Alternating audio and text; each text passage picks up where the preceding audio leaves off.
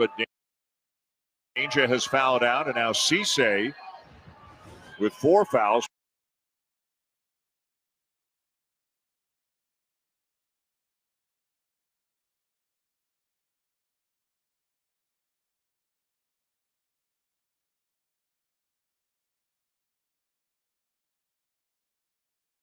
Out, and Cisse comes back in, and he's got 4. And Penny Hardaway will hope that he can stay in the game as long as possible, or he'll have to go to a smaller lineup.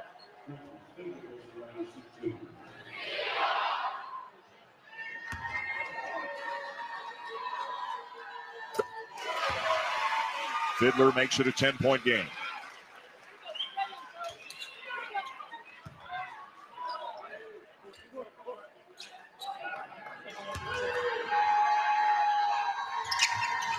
Hits them both. Lots of time still. And renewed enthusiasm for the Michigan State fans. Jeremy Fierce Jr. guarding Tyrese Hunter. Haggerty drives again and hits again. And Tom Izzo just had a, I don't believe it, look on his face after that ball went in the basket. It's just such a strong drive right into the chest that Jeremy Fierce Jr. switched off onto him. Going back to that same play again. Fierce, little shovel pass into Booker, but it's knocked away. Once Haggerty gets the switch, he just goes right into Fierce's chest. Not an easy shot to get off, and got it off high off the backboard to get it in. That's such a great play by just a great driver. And Jay, he's played 31 out of 34 minutes in this game. And remember, they played yesterday, and they're going to play again tomorrow, but he just keeps going and going. Booker the kick. Akins puts up a floater. It grazed the rim, so it's still a live ball, and it's out of bounds off Cisse.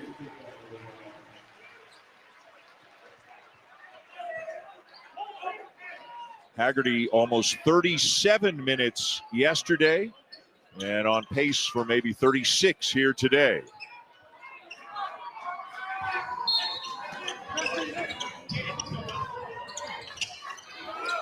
Fiddler with a baseline jumper, and again, it's down to single digits. Fiddler was the screener, then got a screen, so he could turn over that left shoulder into a jumper.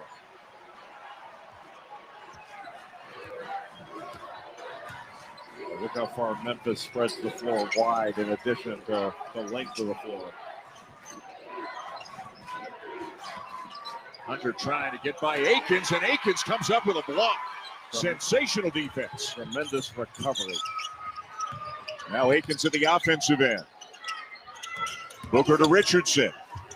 It goes, and it's a 7-point game.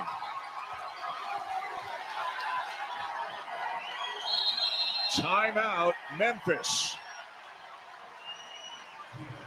4:54 to go in this one. Two teams looking for a spot in the championship game. We're back in 30.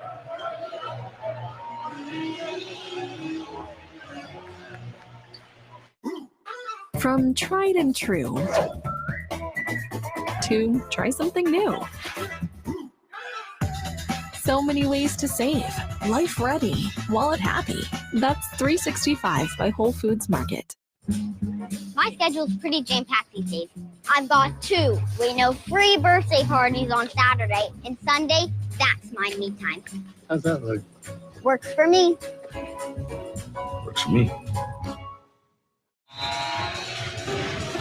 Michigan State has been relying upon Jaden Akins and Jace Richardson. Akins first with the outstanding defense.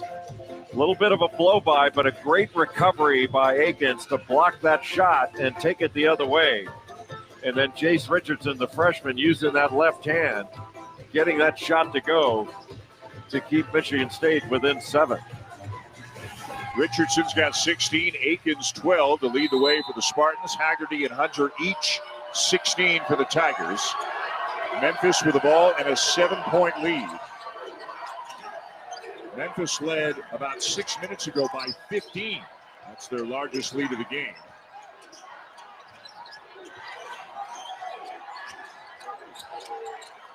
Hunter, a contested three. It counts and one. Richardson didn't let him land.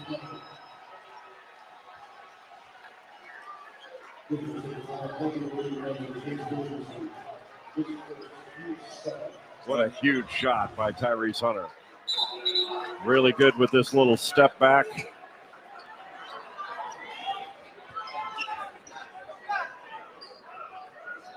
How many tough, timely shots has Tyrese Hunter hit in the last couple of days? Yeah, he's had a great tournament. 26 points yesterday, 7 of 10 from 3. And already hit 5 of 9 in this one. And a guy not known as, a prolific three-point shooter. He could make them, but it's not like he's a 40% career guy, but he's just been as hot as he's ever been these last couple of days. He has really tightened up his game overall, and his defense has been impeccable. He's been as good as any player in this tournament for any team. No question. Little 2-3 zone look. It will go to man.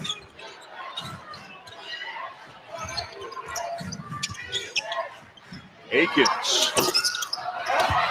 And it's Memphis ball. It's Haggerty coming down to get the rebound. And again, they're not in a rush. Just over 4 minutes to go. The lead back to 11 after that 4-point play. The floor is spread. Wide open middle. And you've got Musa Cisse in the dunker spot. You help up, they can just lob it up to him. Rogers missed the three. Cisse down with a rebound. He has worked hard in his minutes today. It's Hunter again. Not this time, and Akins down with it for Michigan State. 3.5 to go.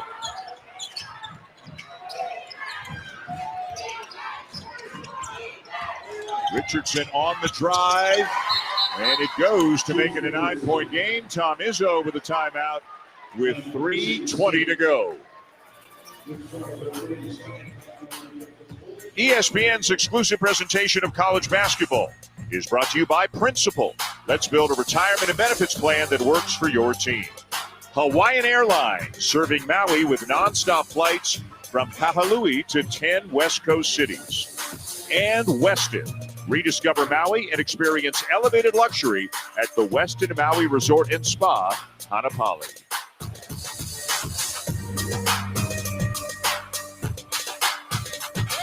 You can feel confident Continental is the smart choice in tires. Can they handle extremes? Yep. Tested from the Texas desert to near the Arctic Circle. Really? Really. Anything for the guy who finds that one pothole? Yeah. Road hazard coverage has your back. For real? Absolutely. Were they made by like a bajillion engineers? Well, closer to 100. Now through November 30th, get a $110 rebate on passenger tires. Celebrate community, culture, and local talent at the Lahaina Festival. Shop the Makeke from 3 to 9 p.m. and enjoy live concerts with local musicians daily from 6 to 8 p.m. November 24th through the 26th at the Royal Hawaiian Resort. We'll see you there. Swipe.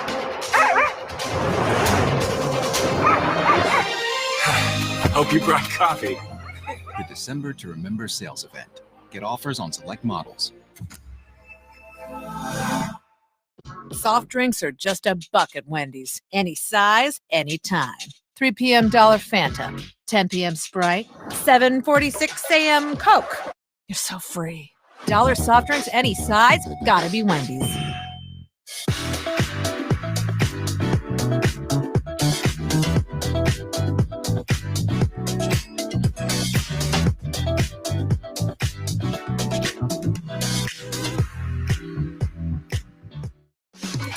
Time now for our play of the game, driven by Continental Tire. Well, this has been a guards game for Memphis, and the two guards are Tyrese Hunter, number 11, and number 4, P.J. Haggerty. Tyrese Hunter, 20 points. He's 5 of 10 from 3, and he has made some difficult shots. And P.J. Haggerty, the leading scorer for this team, averaging over 22 points per game, has 16 points. He's 6 of 11 overall from the field. He also has 9 rebounds, 8 of them defensive rebounds to go along with 4 assists. So very good floor game for P.J. Haggerty. Look at the production from these two in the overtime win over UConn yesterday and now today so far in this game against Michigan State. If they're tired, they sure don't show it. They have played a ton of minutes, but they have both been brilliant.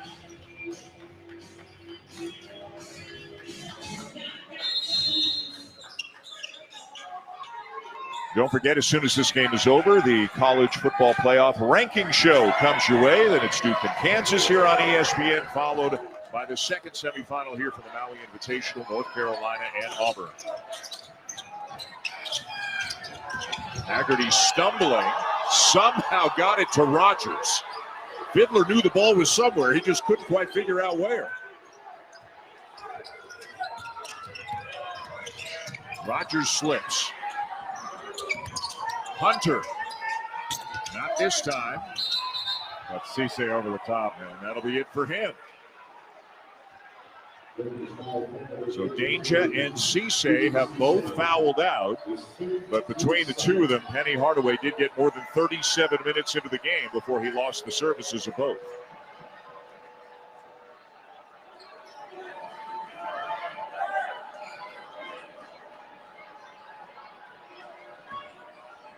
And now do they go smaller where Jourdain is the 5-man? Well, they don't really have a ton of choices right now. DJ Carter is going to check in. He's a guard.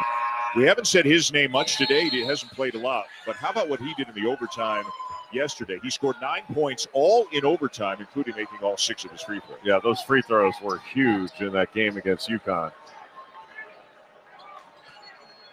You know, Memphis is not a deep team, but any one of 9 players that Penny Hardaway puts in the game, they can all play.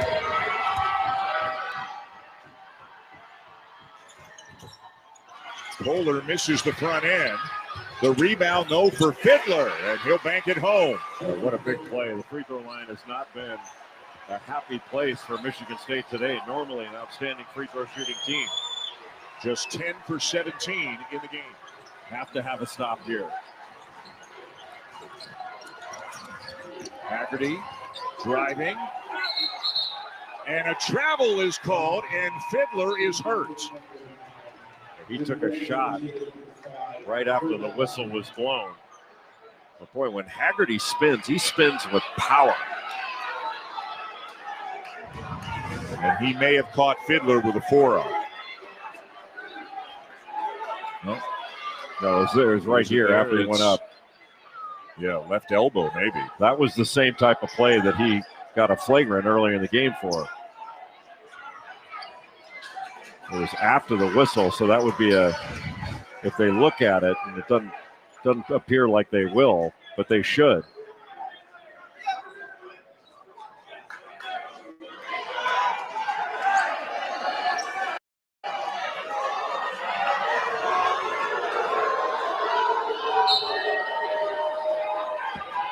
And they are not looking at it. Isn't that amazing? I mean, the guy was down on the floor, and they don't look at it. And then it's made the rules for player safety, and they don't use it. Well, as you said, he got a flagrant one earlier in the game, right? And yeah, same thing. Flagrant ones, you're out of the game. But that would be a dead ball contact technical, they would call it. Oliver, Hunter doing a great job staying in front of him. Look how tough this shot is. And all that credit goes to Tyrese Hunter.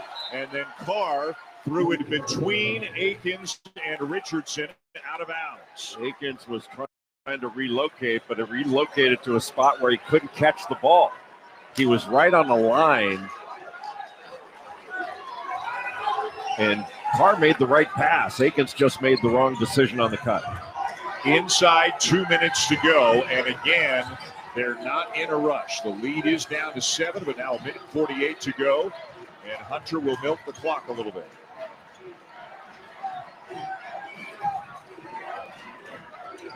Now they get it going. Hunter on the drive. Hunter elevates, draws the foul, and will go to the line. Boy, it's amazing. Anytime your arms are down, and Jace Richardson had that right arm down on the spin. Tyrese Hunter goes right into it. He's so adept. He and Haggerty are very adept at drawing fouls. Watch this spin. Watch the right arm. It's down, and he goes right into it. And he's a very smart offensive player. The 75% free throw shooter on the season. He's got 2 coming.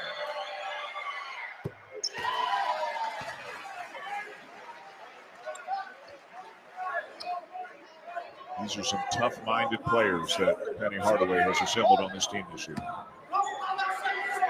They have such confident looks on their faces. Made them both. 2-2-1 3/4 court pressure, just use a little bit of extra time. Holloman off to Richardson. Down low to Kohler. Spins and lays it in.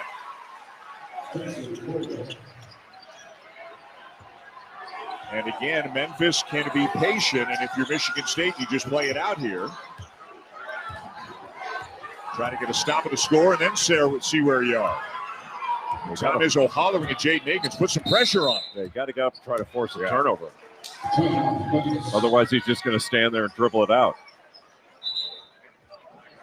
So a spot on the championship game is on the line, and for the second day in a row, we have seen the Memphis Tigers, who, to be quite honest, maybe a bit of an unknown commodity coming into this tournament. They tested themselves before they got here, some pretty tough competition, and they have played great basketball for 2 games in a row. Just really good guards, and I think Michigan State has done a pretty good job of trying to make them into a half-court team. It hasn't been the up-and-down game that we saw against UConn, where both teams were in the 80s up until the overtime period, got into the 90s. But, you know, I think Michigan State's got to make something happen here. Quick trap. You don't have to foul right away. You don't want to do that. There's 14 seconds left on the shot clock, but you can't just sit back, you know, and let Memphis run some clock here. 8 fouls on a Michigan State this half, so if they were to foul, it would still be 1-1 on the next trip to the line for Memphis. Don't forget, coming up at 8:30 Eastern time, so just over 15 minutes from now, Iowa State and Dayton on ESPNU. That is for a spot in the 5th place game. We will send you here on ESPN to the college football playoff ranking show, and then Duke, Kansas, and then Auburn, Carolina. And I think, Jay, we're done after this game. I think the rest of our day is shaping up pretty nicely, given what's going on TV the rest of the way. I know I'm going to be watching ball games the rest of the night. Noah Leahy and Corey Alexander will have the late 2 games here in this arena. But first, before basketball, I'll be watching Reese Davis and his magnificent hair. I think he prefers Reese to the guy. 10 to shoot inside the final minute of regulation. Jourdain, the handoff. Rogers into the paint, left hand, partially blocked, tipped back out, knocked out of bounds, and they are going to look at it, which you can do in the last 2 minutes of the second half or any overtime period. Yeah, it looked like it went off Akins, but give credit to Nicholas Jourdain for knocking that ball back out and giving Memphis a chance at it. Is under review for potential shot clock violation. Oh, so they are looking at a potential shot clock violation.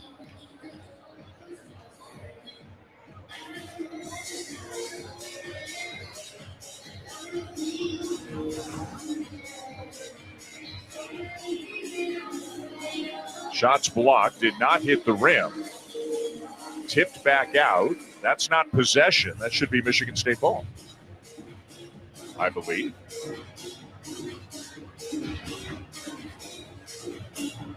After review, we have a shot clock violation, Michigan State basketball. Michigan State needs a quick score here. It doesn't have to be a 3, but you got to get something attacking the paint, attacking the rim. If you can kick it out for a 3, that's great. And a little bit of time was put back on the clock as well, so it's 49.2.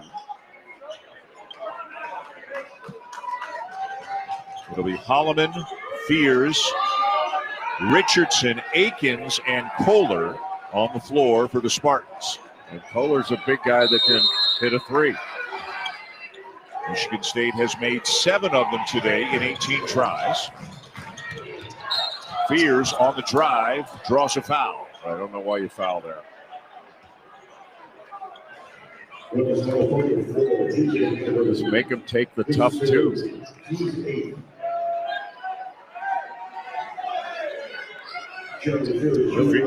Really, for Memphis in that situation, you're thinking no threes, no fouls. Right. Probably the last thing said in the hunt.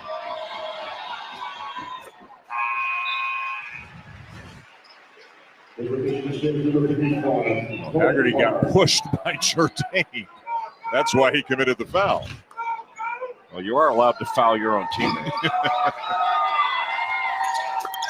And Fears makes them both, and it's down to 5. Some pressure on Haggerty. They get it over. Well, you got Hunter and Haggerty in the backcourt, and there's a foul on Fears. It will still be 1-1. That is the 19th foul.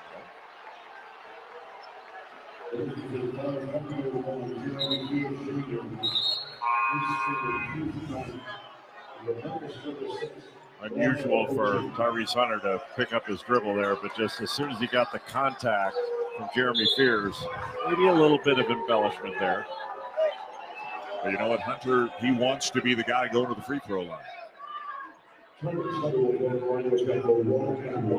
Certainly, the moment is not too big for him. He was 3 for 3 from the line today. Again, this is 1-1.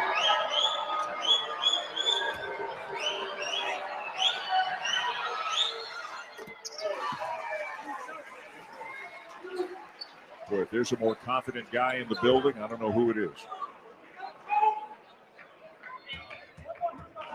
He's got a reason to be confident. He's backing it up.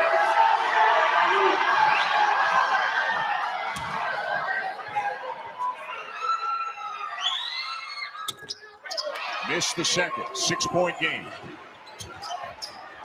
Here's the drive. Richardson for 3. Well short. Memphis has it. And a timeout taken by Penny Hardaway with the clock down to 22.6. Memphis with the ball and a 6-point lead. That good recognition. Rogers had picked up his dribble in the backcourt. Penny Hardaway not wanting to get a 10-second violation or any sort of turnover.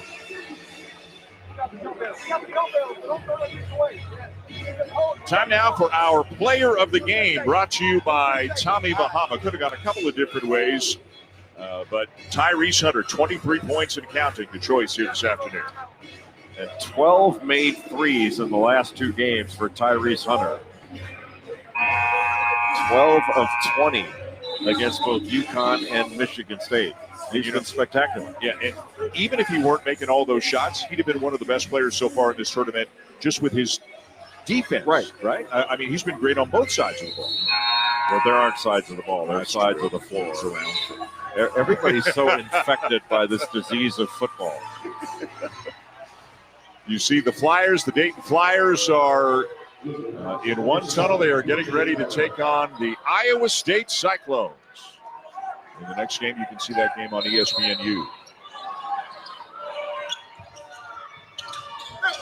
Inbounded to Haggerty. Got a foul here. Okoje, now Hunter. And he'll just wrap it up, and it's a held ball. And the possession arrow will keep it here for Memphis, down to 14.3. Just had way too much time going off the clock. You got to foul earlier than that. I mean, and certainly know, like, tying it up, great, but you got to know the possession arrow doesn't benefit you. Into Carter, and there's a quick foul, and P.J. Carter will go to the line. Again, he's the guy who made all 6 of his free throws in overtime against Connecticut yesterday. Look how much time went off the clock. At some point, you have to play the foul game.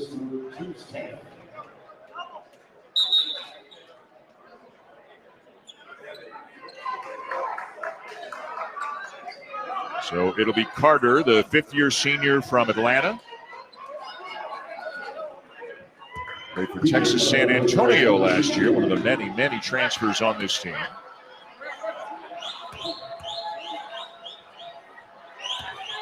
This is 2 shots.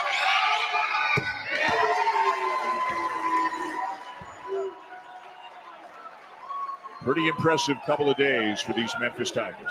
They're just relentless. And they've won, assuming they win this game, they're in great shape to do it, being a 3-possession game now. But they won a slugfest that it was an up and down game as well, a physical contest with UConn. And this more, they had to do it more in the half court at times than this one. Akins misses the three. It's knocked away. Okoje has it. And the Memphis Tigers will play for the championship of the Maui Invitational tomorrow. Their opponents still to be determined. Either Auburn or North Carolina. That game tonight. We'll have the championship for you tomorrow. For Jay, I'm Dan. Thanks for watching. Lots of good stuff coming your way right now on ESPN. Welcome to College Football Playoff Top 25, presented by Capital One. Presented by Capital One. Let's get ready, guys. 12-team college football playoff bracket has to be filled. And every week there are questions. Like, for instance, last week it was Here we go. Now it's who's still standing. Upsets and upheaval. And the question is, and now it's how many tests can you flunk? Hey, we're on ESPN. How many hard tests should you have? And how do you determine whether the tests you had are actually that hard? Did it. Of course, even if you don't score at the top of the class, they're grading on a curve, so you should be able to pass with flying colors. Oh, and one more question. Did we leave the back door open for someone to slip into this field? The best path is still to win your conference, and somehow now that's even convoluted. So, a couple more pop quizzes until it's pencils down, and the committee answers questions and delivers the final grade. Numbers are everywhere, all around us, leading us. More than digits in a sequence, they're symbols of success. What's my definition of success? Listening to what your heart says. What belongs to you? Here, a new landscape awaits. A new path to victory. This is where the line will end and the final test begins. For sole possession of the number one. Arizona State gotta make it this year. Has been the best story in college football. Oklahoma crushes Alabama. So many numbers in the world. So many teams vying for this prize. That's our Who's home. counting? We are.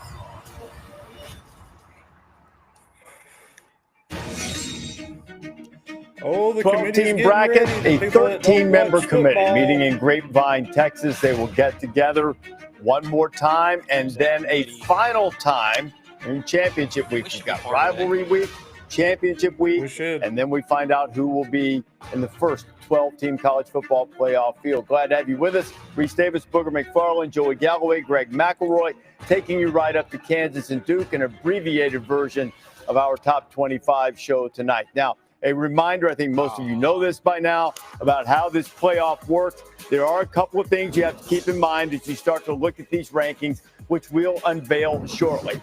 12 teams into the field. This is how the bracket will look. 5 highest-ranked conference champions automatically included in the field. That means winners of their conference championship game. The 4 highest-ranked of those conference champions will get byes into the quarterfinals, which will be played in bowl games at neutral site. The 5th highest-ranked champion will either be seated where the committee has them ranked, or if they're outside of the top 12, or at 12, they will get the 12th seed. So the 18th playing in the first round begin play on December 20th and on the 21st. And 5 through 8, the team seeded 5 through 8 will play a home game, which in my judgment is probably the best thing about this expanded field. Playoff games on campus. Proceed through the bracket. There will be no reseeding until you get to the national championship game. In the quarterfinals, semifinals, neutral site games at the traditional bowl sites, the Power Bowl sites, and then the national championship will be determined in Atlanta on January 20th. And that will be the culmination of the first 12-team playoff. So as I mentioned, we're with you until the top of the hour. Let's show you the rankings, something that we always do. We see them when you do. College football playoff rankings brought to you by Capital One Colorado after its loss to Kansas, down 9 spots, still in the field at 24. That could help some of the Big 12 teams. So too could Kansas State in terms of wins if they are considered for an at-large. It seems like a bit of a long shot. So you have 2 Big 12 teams getting into the rankings, and then Illinois, after a miraculous win and an error in judgment to try to freeze the kicker from Greg Schiano of Rutgers, and Illinois somehow won and they moved up a couple of spots.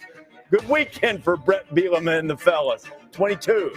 UNLV, this is significant the way the Mountain West determines its championship game participants. UNLV is ranked there. They almost certainly will play Boise State for the Mountain West Championship. At 21, Missouri, Eli Drinkwitz's team, 8 wins and still in the top 25. Let's go to 20. They suck. Texas A&M, after the 4 overtime loss to Auburn, they fall 5 spots. And don't pay attention to the 3 losses because they control their own fate. Beat Texas, win the SEC title game, A&M is in the playoff. But that is the one thing, that's their only path. Yes. Almost certainly. If they were to lose either to Texas or in the SEC championship game, should they make it, they would probably be eliminated. BYU, after that wild loss, BYU still in the mix for the Big 12 championship game, but an at-large seems far-fetched now, down 5 spots to 19 after losing to Arizona State at 18. BYU sucks. There's Iowa State. Now, Iowa State has a pretty, as clear as it can be in the Big 12, Iowa State has a pretty good shot of making it to the conference championship game. They move up 4 spots, going for their 10th win against Kansas State, ranked versus ranked game. It's now Tulane. Tulane will play Army for the championship in the American. Tulane hoping to make a move to be that 5th highest ranked conference champion and make it into the field. Number 16. Look at this. Got a lot of Big 12 in there, and Arizona State territorial cup game could give them their 10th win. They too. That's the most likely matchup, though not the certainty. Arizona State and Iowa State for the Big 12. A lot of different combinations and permutations could change that.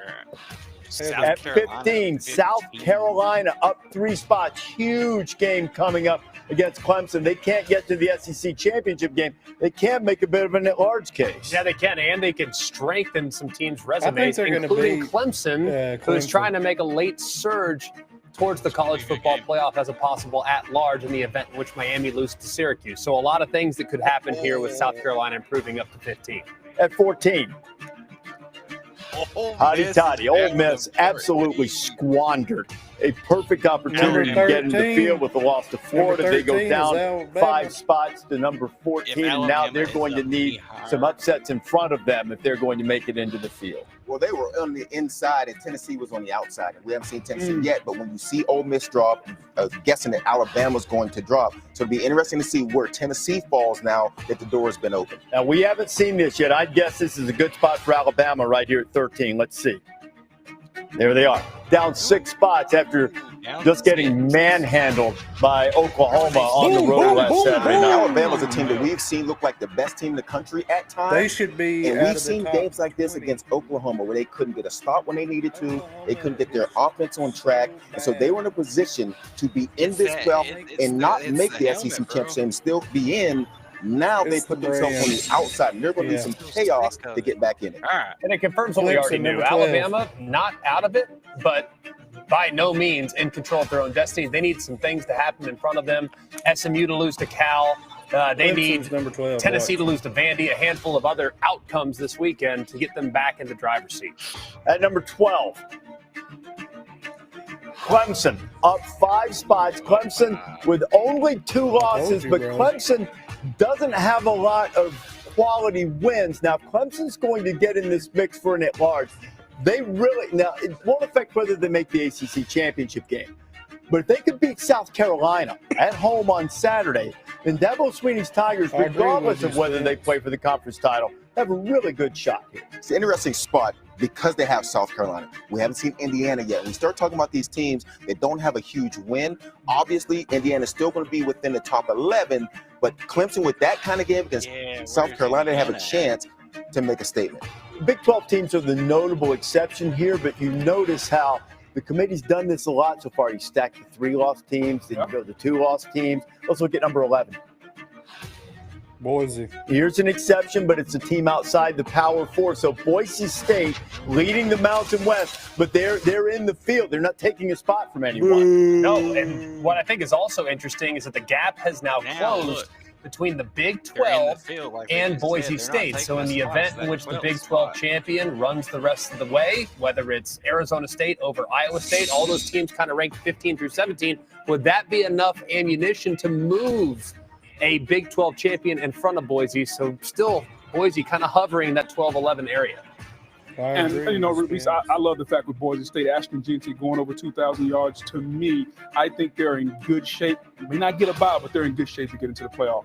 They'll have the game at home in Mountain West Championship game playing against presumably UNLV. That's not set yet. Indiana, first big test at Ohio State. I thought for a good portion of the game they looked the part. Ended up Ohio State pulled away from them. They fall down to number 10, dropping 5 spots at number 9.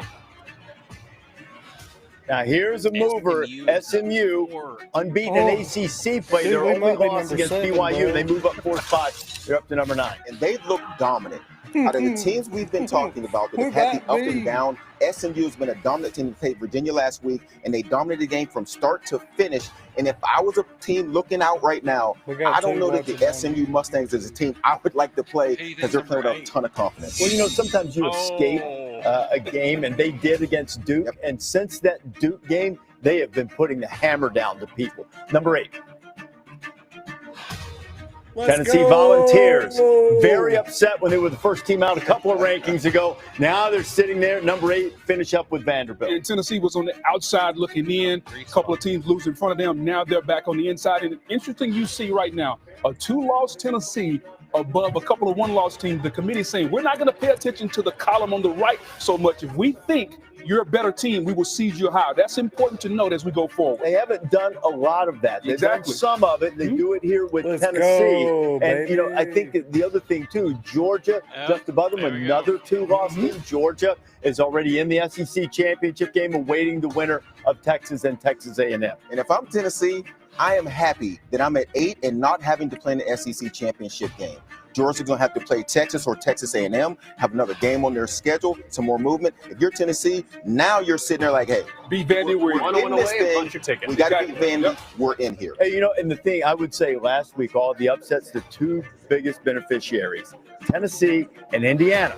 Because Indiana now you're not really questioning anymore now because of what it's gone. Let's go to number 6, Miami. Now, SMU's unbeaten in ACC play. They have a spot in the championship game for the conference. Miami has to win at Syracuse to get in on Saturday. And Miami, I think, still very, very good football team. You watch them. They're one of those teams that you'll look at the strength of schedule, you look at the game control, you look at the moments of greatness and the moments where you're kind of left shaking your head. And you think, man, if they could ever put 60 minutes together, look out. And that team is extremely dangerous and well-positioned. They can take care of business this weekend to get that first-round bye. They have the quarterback that can make all of your other flaws disappear. Yes. You know, with Cam Ward. Number 5, Fighting Irish of Notre Dame. Now, Notre Dame's schedule is so-so. They'll finish up against USC. The schedule can be so-so, but if you're Marcus Freeman, you go into your room and you tell the guys, hey, beat USC, we're in the playoff. It's really simple. You don't have to say anything else. You want to be in the playoff, beat USC, and we're in. That's where they put themselves in a great position now, Reese. You know, there have been so many of these SEC teams that have lost road games at night. Notre Dame has a road win in an SEC stadium at night. Easily their best win. Number 4, Penn State. How do you keep lost to Ohio State at home. Escape Minnesota. Nittany Lions just keep taking care of business.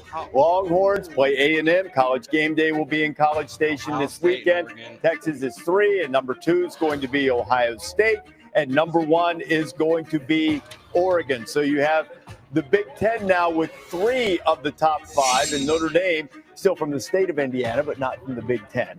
moving look in at and Clemson, taking second out. one of those top 5 spots. So now Second out you look is at the Alabama. rankings on the left. Here's how you put them into the bracket.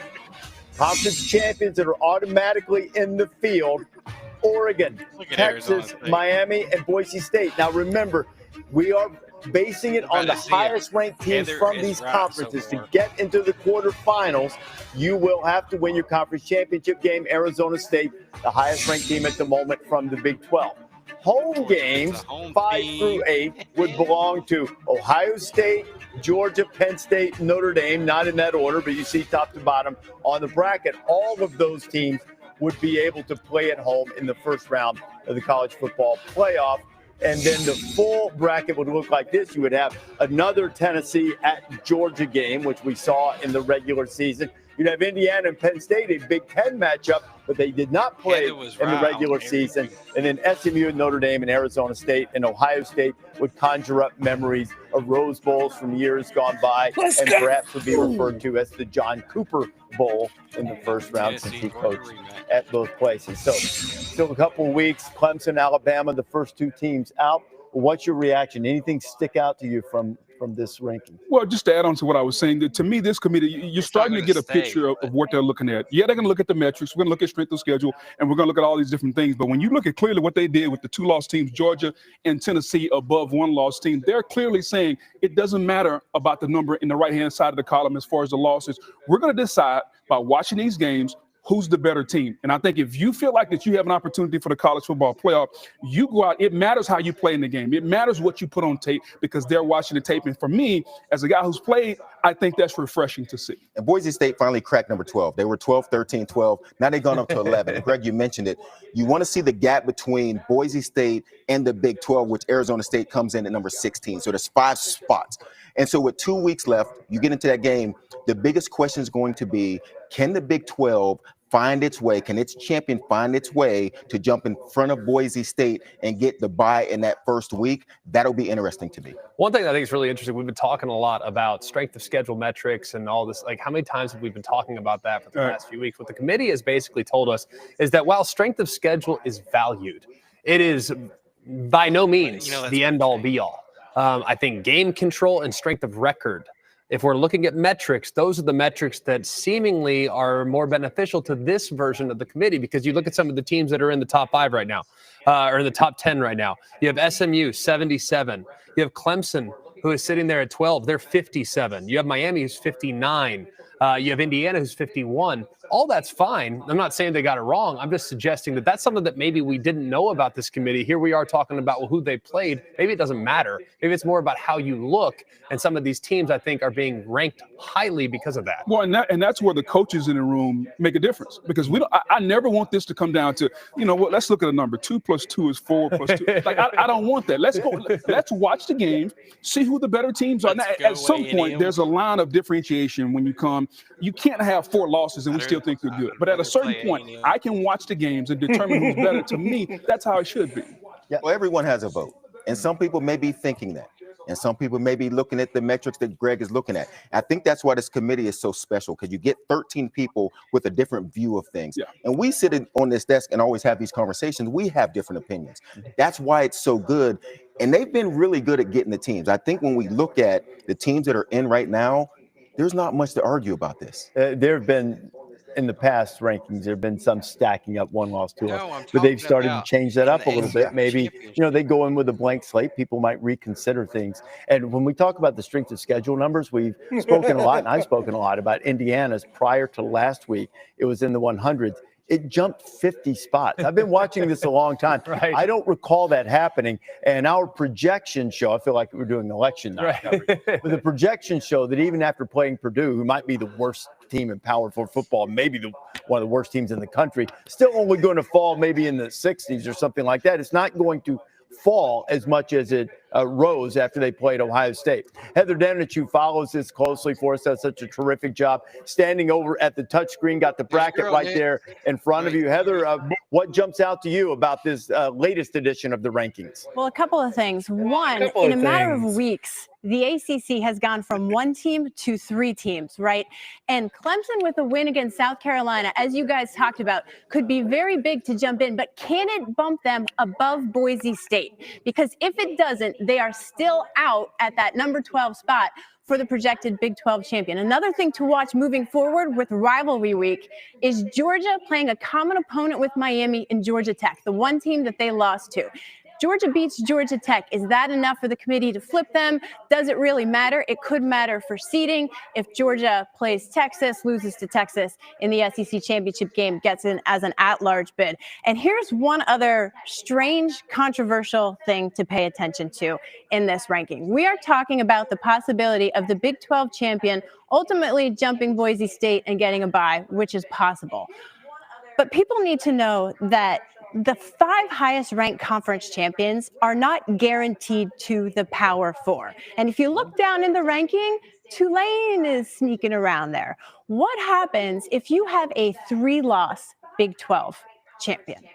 And Tulane runs the table and wins the American Athletic Conference as a 2-loss champion. Now, I am not projecting, as we stand here today, that they would get that 5th highest ranked spot and bump out the Big 12, but I am saying it could open the door for that debate, and people need to know the rules, that it's not a reservation for the Power 4 conferences. That's a great point, Heather. And the one thing is, you look at the rankings, they do have Kansas State ranked, and Kansas State beat Tulane earlier this year, and Kansas State's highly unlikely to be in the Big 12 championship game. So great thing to keep an eye on. Tulane may be better right now. That may come into play as well. Can you even imagine? Tulane's good now. They're really good. There's no doubt. There's no doubt. But they lost their 2 games against Power 4 opponents. They lost Kansas State, lost Oklahoma. So tall hill to climb, but they have improved. Those were early on. No doubt. A great thing to keep an eye on. Oh man, Brett Yormark, the commissioner. Heads would explode. The commissioner. Oh my goodness. Can you imagine? You go Mountain West American, or let SMU get knocked off this week, and then last year was controversial. Yeah. This year's gonna be real controversial. Yeah. We got some fun coming. That's why we'll bring Ward Manuel in. We're going to go easy on him tonight and next week, but come that selection day, Ward's going to have to answer some questions. We're going to have to come with some answers, as he always does. Always great to have Ward with us in 15 minutes. The sensational freshman from Duke, leading the Blue Devils against Kansas. Countdown to tip-off inside 15 minutes between these two powers. College Football Playoff Top 25 is presented by Capital One. What's in your wallet? Congratulations. What's in your wallet? And in part by Mercedes-Benz. Capital One? Probably not. Taco Bell Cantina chicken burrito? What do you need that for? Chicken doesn't have to be flavorless, I guess. There we go. It can be tender and slow roasted. Slow roasted? That sounds lazy to me. The holidays can be a tough time for the modern chicken eater. A burrito on what could be Gam Gam's last holiday? What you say? But don't worry, there's hope for every family. Cantina chicken is winning hearts and mouths across the country. Because a future this delicious can't be ignored for long. Put it down. Forgive me, Gam Gam. A new era of chicken is here to stay. Some people just know they can save hundreds on car insurance by checking Allstate first. Who has the most total rush yards? Who's ready for my famous charred duck? Like, to check the mascot first before bringing food to a tailgate. Touch this baby. People just know they can save hundreds on car insurance by checking Allstate first. Easy. Yeah, checking first is smart. So check Allstate first for a quote that could save you hundreds. You're in good hands with Allstate. What's up, Coach? Yeah, Troy. You're not going to start this game? Oh. Did you just sing that you're going to bench me to the avocados from Mexico jingle? Well, they make everything better. Tastes good? They're good for you? No way. Guacamole. That's cool. That one better than I thought. Get another tray and the kicker. Avocados from Mexico. No, Smokey V, we didn't talk about You that. never get used to the pressure. You just learn to embrace it. Expectations aren't a burden. They're a privilege. Because it could be worse. No one could expect anything at all.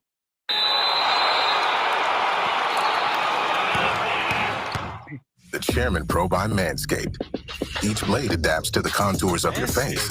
Shave down smooth or switch up the stubble with dual interchangeable skin-safe blade heads. And it's waterproof for easy cleanup. Get yours at manscaped.com. Future of cool, comfortable sleep is here. Introducing the new Sleep Number Climate Cool Smart Bed, the only smart bed in the world that actively cools and effortlessly adjusts to both of you. Sleep up to 15 degrees cooler on each side. It actively cools by drawing warm air away from your body to keep you cool and comfortable throughout the night. Our smart sleepers get 28 minutes more restful sleep per night. And now save 50% on the Sleep Number limited edition smart bed, plus free home delivery when you add a base. Shop a Sleep Number store near you. For over 25 years, Lovesac has been rewriting the rules of comfort. It's okay to change your style. Get messy. Get immersed. With Lovesac, you make the rules. Back to you, Reese Davis. You're watching College Football Playoff Top 25, presented by Capital One. Kansas and Duke coming up at the top of the hour. Time now to take a look at our Capital One rewarding performance, and it's still B1G leading the way, projecting the playoff by virtue of the current rankings. 4 teams from the Big Ten would be in the field, only 3 from the SEC, 2 now from the ACC, Big 12 Mountain West at the moment, but as Heather Dinich pointed out, the American Conference could be lurking with Tulane's surge up to number 17 as they are ranked right in the midst of a bevy of Big 12 teams, many of whom are vying to play in the championship game. Chair of the College Football Playoff Selection Committee, Ward Manuel, is with us now. Ward, let's start with one of the big topics from last week was Indiana, whether it could prove itself. Now, it appears from you looking at this edition of the rankings that the Hoosiers also benefited from the fact that there were upsets. How did the committee view Indiana's performance against Ohio State Saturday? Well, Reese, good to be with you again. We viewed Indiana. They played well at times against Ohio State, and Ohio State pulled out a victory and really came on in the second half of that game. But we were impressed with some of the things that Indiana did. And they dropped 5, but we still felt that their body of work was strong enough to remain in the top 10. Ward, Heather Dinich made a great point a moment ago, that just a reminder to everyone that the 5 highest ranked conference champions doesn't mean that any conference is guaranteed, including any of the Power 4. You have Tulane starting to surge, but Tulane lost a couple of games against Power 4 opponents early in the season. How do you balance, how does the committee balance, looking maybe at what the Green Wave is now with a chance to win the American championship, as opposed to what they were under a new coach, say, the first couple weeks of the season? Yeah, it is a balance, Reese. I mean, we have to look at what teams do throughout the season. And obviously, as we watch film, as we take a look at what teams are doing against the opponents that they have to face, we see a Tulane team that is really playing great football right now. And they had a really dominant win this past weekend or the weekend before.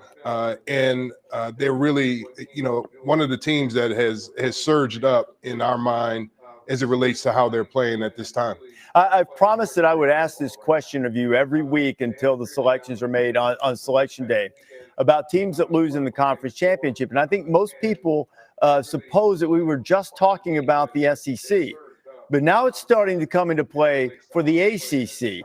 How will the committee evaluate a team that maybe is close to the bottom of the rankings, like SMU right now, bottom meaning in terms of making the field, if it doesn't win its conference championship game?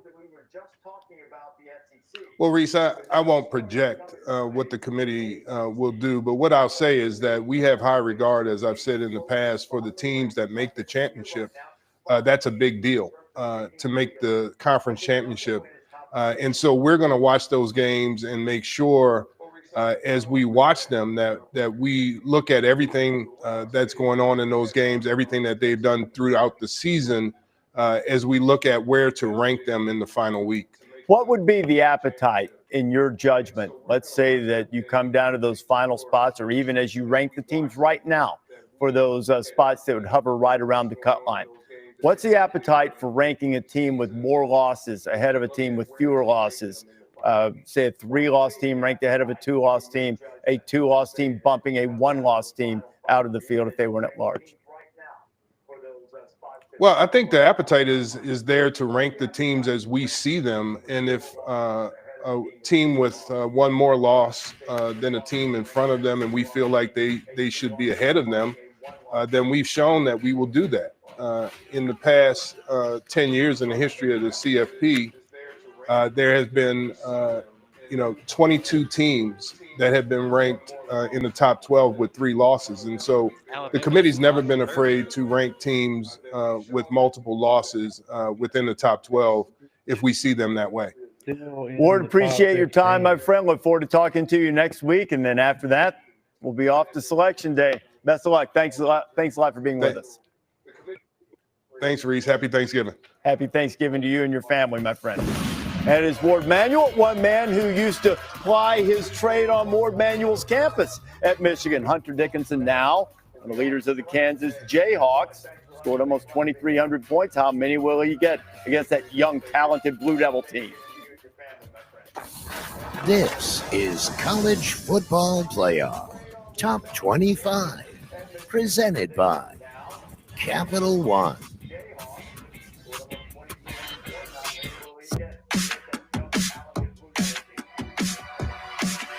If you love to travel, Capital One has a rewards credit card that's perfect for you. With Venture X, earn unlimited double miles on everything you buy and turn everyday purchases into extraordinary trips. And get access to over 1,300 airport lounges where you just check in and chill out. Open up a world of possibilities with Capital One. What's it? I'm the team mascot, and boy, am I running late. But I got lead in my foot and spirit in my fingers. That's Smokey Beer. Oh, what a hit. And if you don't have the right auto insurance coverage, the cost to cover that might take your season. So get Allstate, save money on auto insurance, and be protected from mayhem, like me. Woo! Stats matter. Like 1 in 8 men will be diagnosed with prostate cancer. So the PEN and the Prostate Cancer Foundation want to encourage you to get screened. And now through November, the PEN is donating to cancer research with select purchases. The Taco Bell Live Más student section is back in the game, and we're celebrating students all college football season. And it's time for every fan to play their role. So grab your signs, your rally towel, your face paint, and your phone to sign up for Taco Bell rewards and vote for the top student section. The more you rep your team, the better your chances are to get a free Cantina chicken taco. Download the Taco Bell app and make your voice heard. Experience the art of high-pressure brewed coffee and espresso with the DAWGS Barista system. Enjoy richer, bolder flavors complete with velvet smooth crema for a satisfying moment unlike any other.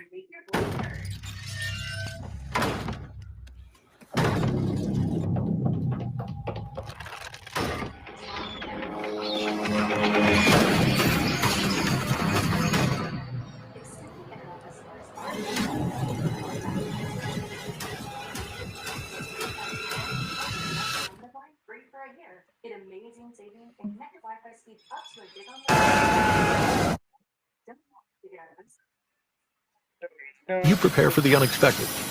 So do we.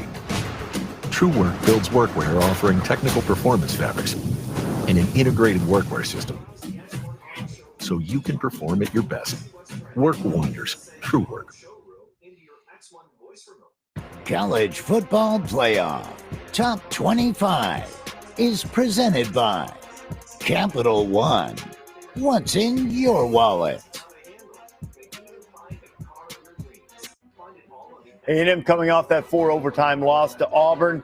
Let's Welcome go Texas back. A&M. The fight song sing about saying goodbye to each other. And for the first time since 2011, they say hello to each other. And game day will be there 9 a.m. Eastern time. Longhorns and the Aggies. And that brings us to the road test presented by Goodyear. And that A&M defense is going to have to keep Quinn Ewers in check. He's 15th in the country in completion percentage. The Aggies have allowed opponents to complete just over half of their passes, 52%. That is second best in the country. You know, since we started this playoff thing, we started in the off season, and you know, I've gone through this playoff explainer, and I've given America great credit. Booger, you could do it in your sleep. I know, Greg, you could do it in your sleep. Joey, meanwhile, is telling me he still doesn't understand. There's home games. Arizona State wouldn't get a home game. I'm crunching numbers over here, Reese. Sometimes He's just all in the my strength of crunching record. But when we look at this honestly, last weekend, 5, 7, 9, 14, 15, 16, 19 went down, and it felt like we were winding down at the end, and there wasn't much left. We found out there is a lot of football left to be played, and teams that thought they were out are now in. Teams that were in are now out. I hope this next weekend is just as good as the last. I wouldn't make vacation plans on December 20th or 21st just yet. If I were some of these teams that are on the outside looking in, whether it's Clemson, Bama, Ole Miss, I'm not saying it's likely you get in. I'm just saying based on the lack of predictability we've had in the sport this year, anything can happen this weekend. Would it surprise any of y'all if Syracuse beat Miami? No, not Would at it all. surprise you if South Carolina beat Clemson there too? No, South Carolina's the hottest team in the country. Yeah, so I mean, you look at this, how this all could unfold. I mean, a lot of things could happen. I mean, SMU could lose to Cal at home. I mean, these things happen every week. So I think it's right now we are living in a world where there are maybe 1, 2, maybe 3 elite teams, and everybody else is just solid. And I'm just not really sure what to make if those solid teams can elevate or if those elite teams will fall back. Well, and that's because there's so much parity in college football, and you can blame that on the transfer portal, NIL, whatever you want to blame it on. I think the question you keep asking, Ward, is a question that is going to come into play next week. If you get into the conference championship game, are we going to hold that against you? And in some ways, they say no, but in other ways, if you get blown out in that game, it's clearly going to be against you. We're going to applaud you for getting there, but you better play well. Do you agree with that? You know what, Reese? If you make it to the championship game, it should not be held against you because you've already achieved something. But if you go there and you lay an egg, at some point, I have to pay attention to what you put on tape. And if you put a bad performance on tape, it's going to be counted against you. I wouldn't mind sitting that out. I wouldn't mind sitting here we that go out. again. I'm just telling you. You're going to set the whole team out? If I'm Tennessee, go ahead and play again. I want to tell you one more that you didn't mention to watch out for. Yeah. USC lost 5 games. Total of 19 points. Fourth quarter lead in every game. And they've got Notre Dame. Reese, thank you very much. And you are watching ESPN's Feast Week. It is presented by Fabulous Las Vegas, Nevada. Hang on. All right, guys. So, yeah, I mean, that's what it is. It's what it is. I don't agree. If Alabama was to make it in, No, I agree, man. I don't think Alabama should be in. That's for sure. I think it's about like a joke, really. For them to even say it, it makes me want to puke. there's going to be a lot of.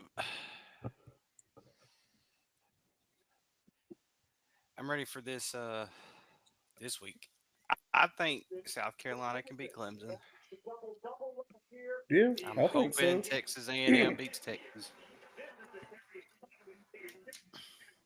I mean, it would benefit you, but then again, I don't know, man. I mean, Texas A&M's at home, so yeah, home of the 12th man. Yeah, that is true. That is very, very true. Yeah, he is. I am ready. Hey guys, look. I want to say thank you so much to everybody. This is crazy, y'all. 300 subscribers, 308 subscribers, man. It's awesome. That is awesome, guys. Me and Big Red are very thankful for everything that you guys do.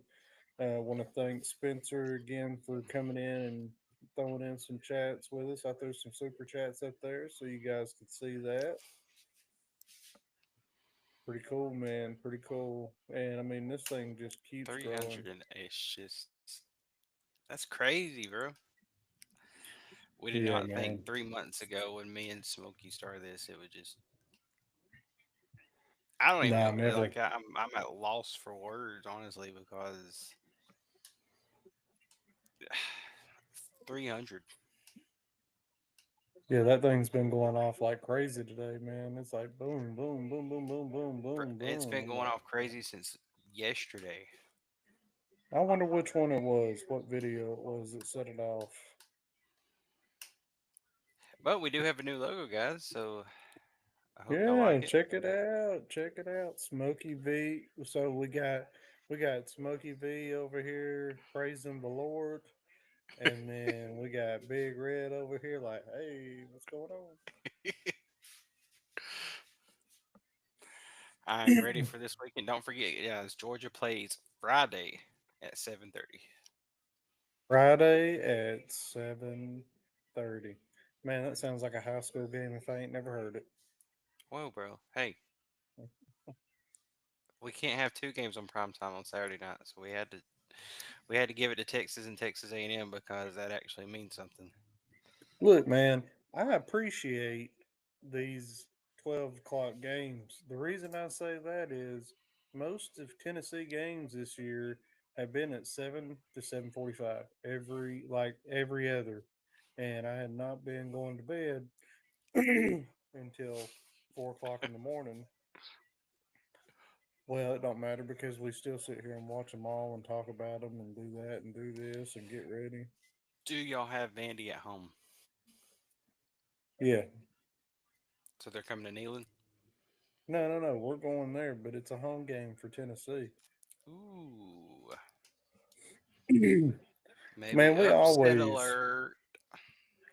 Nah. I don't think so. I think, man, I don't Let's know. do something real fast since we're already on here. Do we want to go ahead and do a pick 'em real fast, or we come back on Friday? No, let's do a pick 'em now. Hold on, let me stop All right, this. let's get up ESPN here. Hold on. ESPN. I got it up here too, brother. I say we go ahead and do this, and Oh, dude, there was games today. no, they don't matter. They're all right. They're all right now. One's on ESPN too. Akron's beating Toledo 7-0.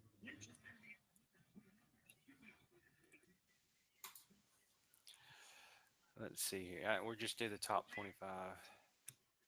All right, sounds good to me. We got Oklahoma hold on.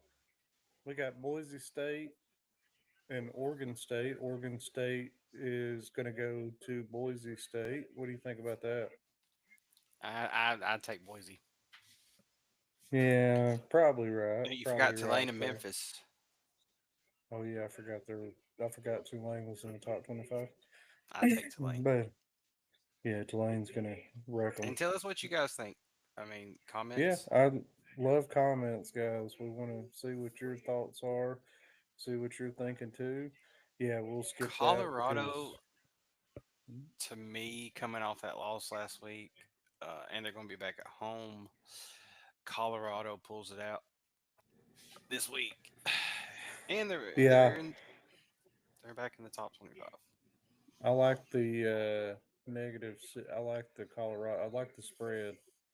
That's a lot of points, though. Oof. Well, I mean, neither of them has a defense really. No, you're right about that. Oh, look Oh, at Ole Miss. Ole Miss is going against Mississippi State. Ole Miss is going to tear them up, man. Yeah, there's no. Yeah, Yeah, that's this not is a even gonna be a good. game.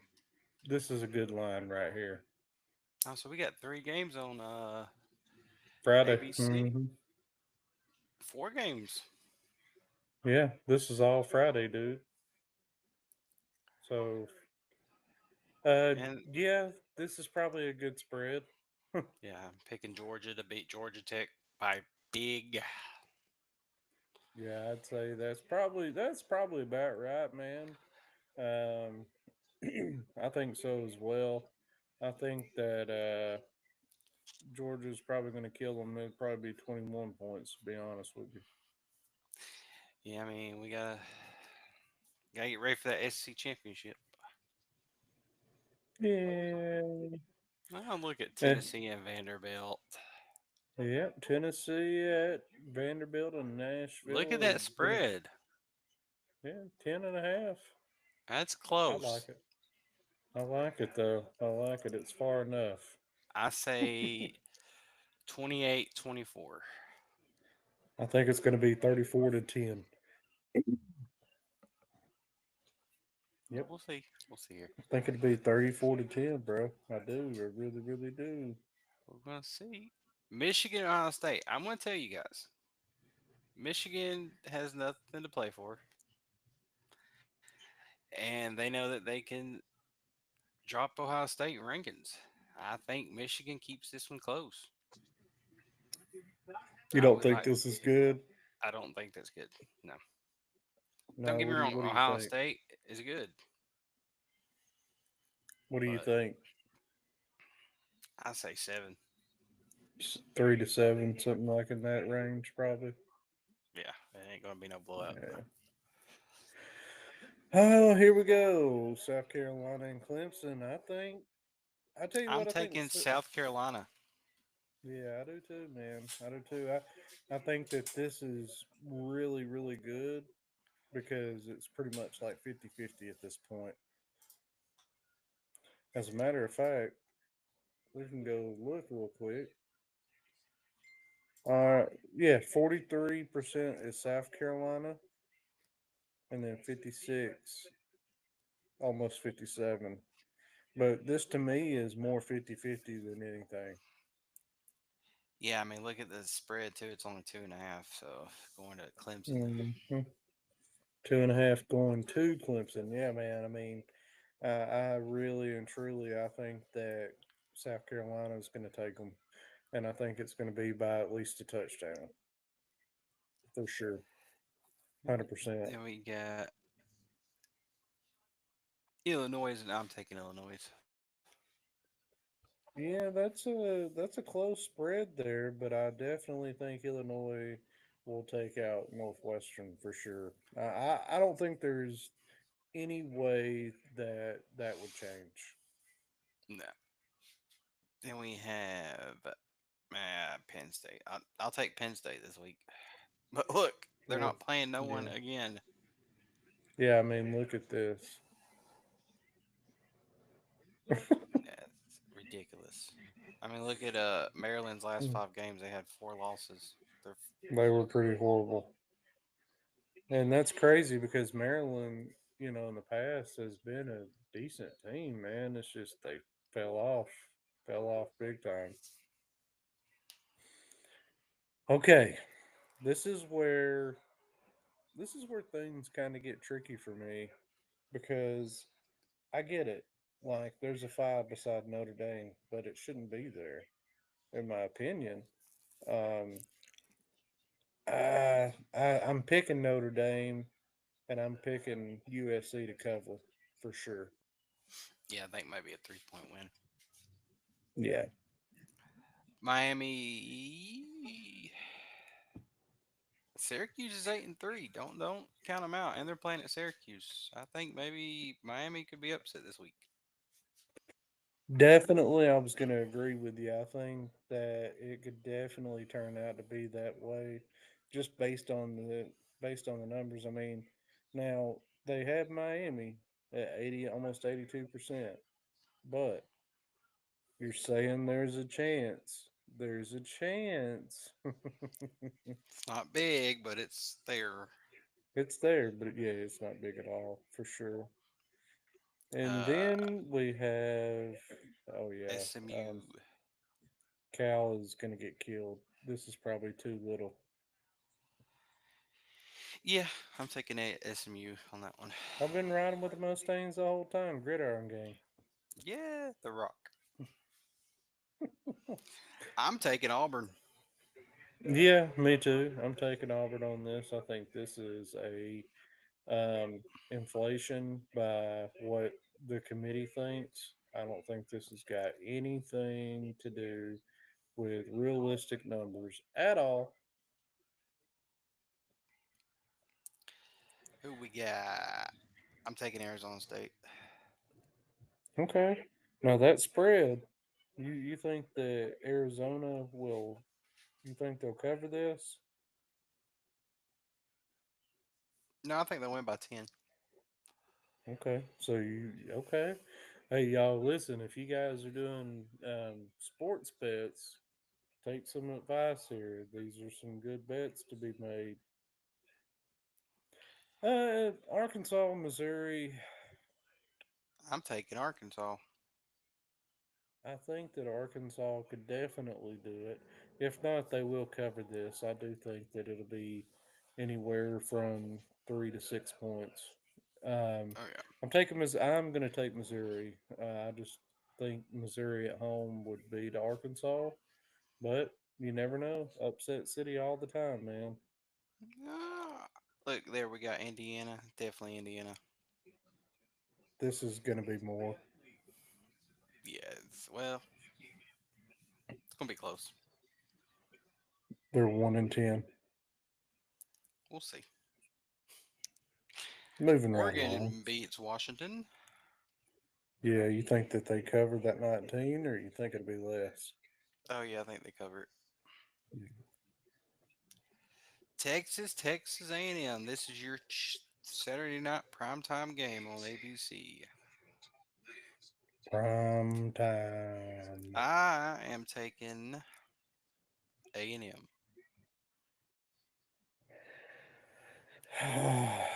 I think it would be funny if A&M won, but I like this cover. I do say that Texas A&M covers it. So if you guys are betting the negative 5.5, I think you should take that bet. Ooh, I'm gonna take Iowa State on that one because they're at home. Yeah, Iowa State this year has been pretty good. The game cast probably seems to kind of put it at a, kind of like could be either way. Almost 50-50. But yeah, I mean, I don't know. Um, they're about the same, man. I mean, they both have two losses in their last 5 games, so it'll be interesting. Then we got UNLV and Nevada. I'm taking UNLV. Yeah, by like 25. And then I'm taking BYU. Yeah, Houston has been good in the past, but Not this year. I don't. No, I don't believe that they're going to be that great for sure.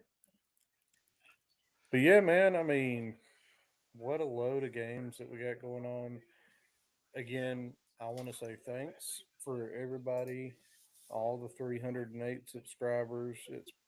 Let's see if we got more. Let's see if we got more right Uh-oh. now. Do we? Oh, Oh. yeah, we do. This 311. this is live, y'all. This is live numbers. It's pretty cool, man. Live numbers with Smokey V and Big Red. We Man, appreciate you. absolutely, we do.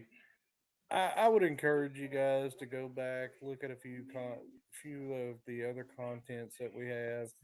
We quit doing lives on Saturday nights simply because it looks like you guys are probably more into watching the videos, and that makes sense because they're all up there in real time or whatnot. Yeah. But definitely, um, remember to like, share, and subscribe. Um, Big Red, you got anything left? I'm just ready for the last weekend of college football. It's going to be a good one. I'm ready to see. I'm ready to see how this last weekend turns out and how the committee looks at it. Yeah, me too, man. I'm excited. Uh, I would be I would be wrong if I didn't say that I was a little upset that the season so close to an end. But at the same time, we have an extra game this year, and I feel bad for all the people that don't because it's over for you. It's over for you guys. Sorry, JP. You're gonna be watching it from the couch. Um, You're gonna be watching the real man play football. well, he's halfway in. He's Oh halfway a yeah. Texas fan. So Yes. but yeah, Well, no, guys, hey, don't forget to like, share, and subscribe. Share the page. I think that that's probably the number one thing is to share it so that we can reach out to more people and maybe help somebody out one day. You never know, man. And podcast can really enlighten my day. So hopefully it does yours. Hey, guys, again, this was Smokey V and Big Red coming to you live with the CFP Reveal. Hey, come on back in, guys. Have a nice night. Big Red, have a great one, man. we'll see y'all Saturday. Have a good Thanksgiving. Happy Thanksgiving, everybody. Go Vols. Go Dogs.